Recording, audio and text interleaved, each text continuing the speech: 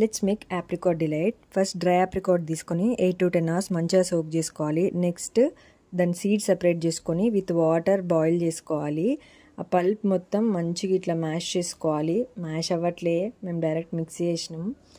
Next దాన్ని ఒక మంచి బౌల్లో స్ప్రెడ్ చేసుకోండి ఫస్ట్ లేయర్లా. నెక్స్ట్ మంచి సాఫ్ట్ బ్రెడ్ ఆర్ కేక్ తీసుకొని ఒక లేయర్ వేసుకోండి.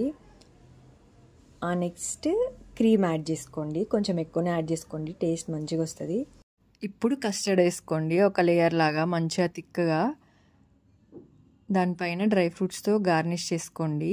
కస్టర్డ్ రెసిపీ కావాలంటే లింక్ ఇస్తాను, జస్ట్ చెక్అవుట్. ఇలా మీకు ఎన్ని లేయర్స్ కావాలనిపిస్తే అన్ని లేయర్స్ ప్లేస్ చేసుకొని 2 hours ఫ్రిడ్జ్లో ఉంచి కూల్గా సర్వ్ చేసుకొని తింటే ఎమ్మీ ఆప్రికాట్ డిలైట్ రెడీ. ఇలాంటి మరిన్ని రెసిపీస్ కోసం సబ్స్క్రైబ్ భావన వ్లాగ్స్.